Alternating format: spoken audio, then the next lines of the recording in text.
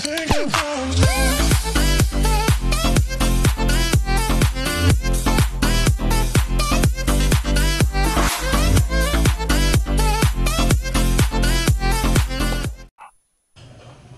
day mga kapising, simulan naman kami sa aming pagpanagat sa aming pamana. Sa amin namin si Prigapi o Pridodong. Yan, sumisid na si Christian. Kumakain naman si Prigapi. Masama ang panahon mga kapising.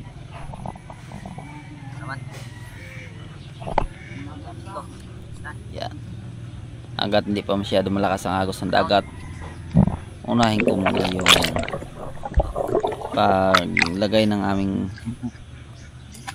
langkoy o ano tawag nito, lukay, para pang paapungan sa isda. Sinisid ko na to. Maya malakas na yung agos ng dagat, hindi na yan ilalagay, mabigat na yan, hihilahin pa ilalim.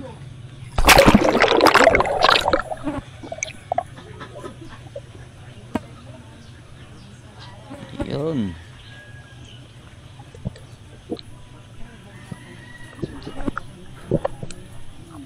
mababaw lang naman yan mga kapishing, sa apat siguro na di pa.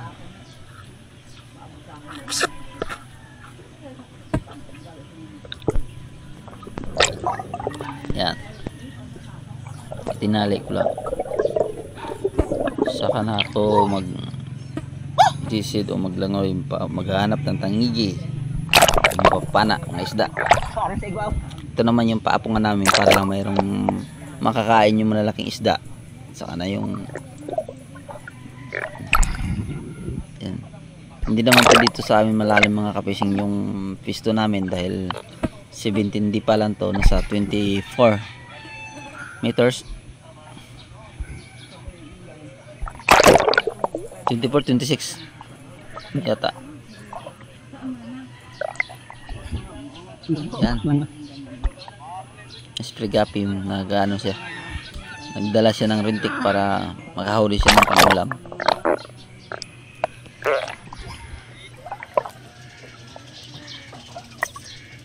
Yan, simula na kami sa pag-ikot-ikot, maghahanap. Mayroong tatabi sa aming decoy o kati.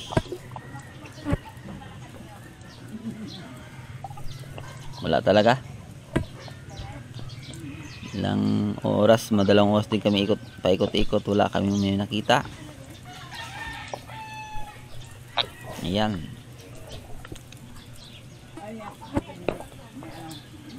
kaya uwi sa bangka, kaya maghahanap ng pisto ng iba. Diyan na si Christian sa taas.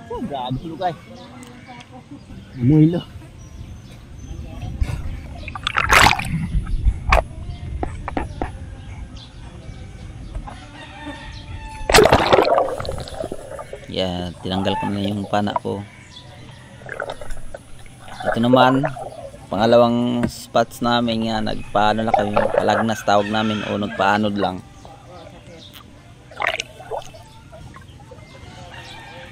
Tingnan natin kung mayroon tayong mahanap o mahuhuli ng isda.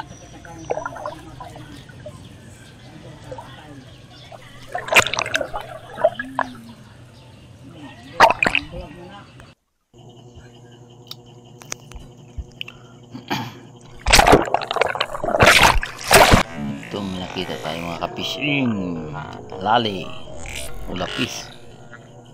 May kalakihan na siya. Ang bilis niya mga kapishing. Sana maabutan natin.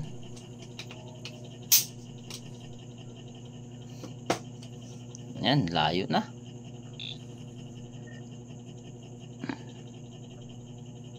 Ayun, inanahan ko na talaga nga maabutan lang siya. Yan, sa wakas tinamaan. Mayroon tayong pangulam. Ayun, so, sa tingin ko nasa buntot ang tama nun.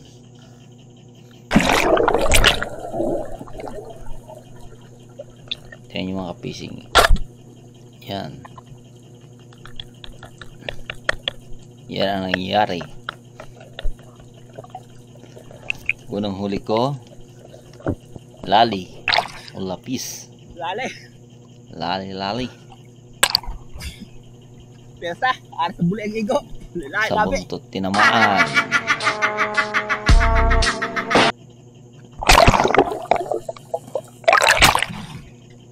Yan, sabi nila na headshot sa buntot.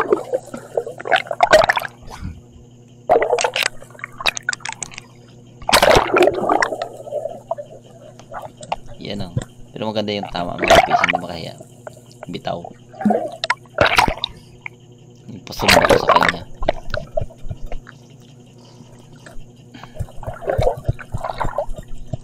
Oh my God! Wow! Ito na, mayroon na tayong ulam. Ulalam.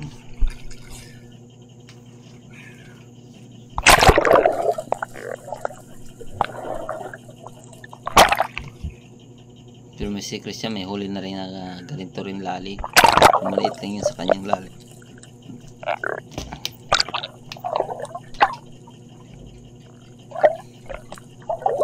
Una siya nakahuli bago ako.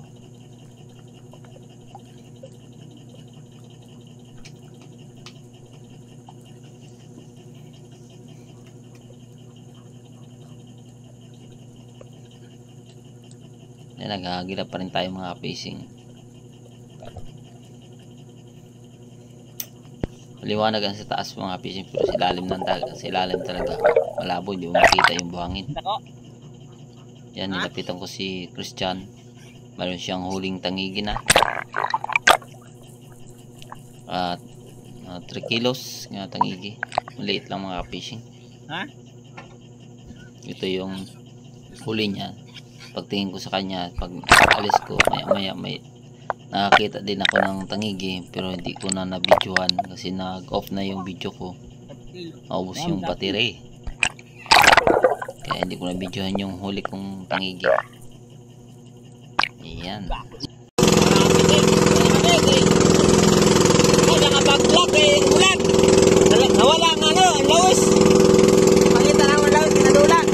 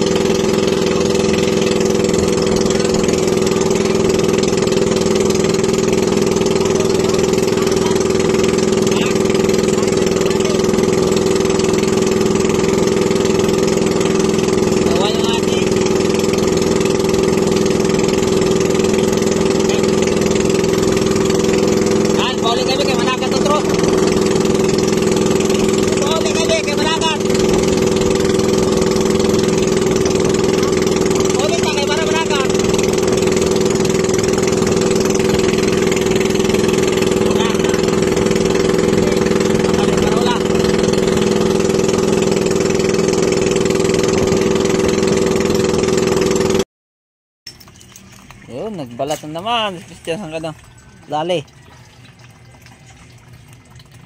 Nagbalat naman si Butiti.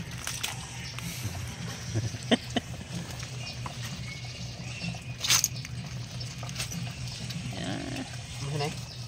Ikaw. Ikaw nang bahala. Ikaw yung gusto niya, Kap?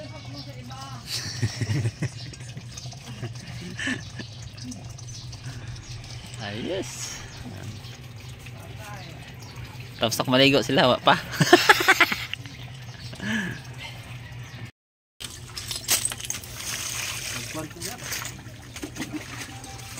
Sila ko yung lalim ng mga pinanitan. Ah, yun. Basi may bira sa inyo. Baka man yung crispy. Tutuhon. Magkapit ito crispy ko. Hindi na magulo. Patro na lahat mo.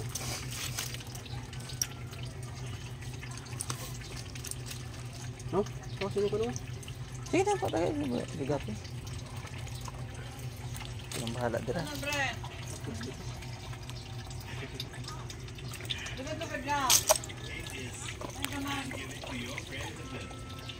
Higi muna ang ulam namin. Bigado pang panahon. Basta masama ang panahon, tangigi mo ng ulam. Yan, maraming salamat mga kapising sa inyong walang sawang panonood. Sa hindi pa nakasubscribe, please po subscribe BAJ Fishing. Pakipindot din ng bell button, i-bell all nyo po para lang update sa aking mga vlog. Pa-like and share din po. Malaking tulong po yan sa aking YouTube channel. Maraming salamat and God bless sa ating lahat. Bye bye.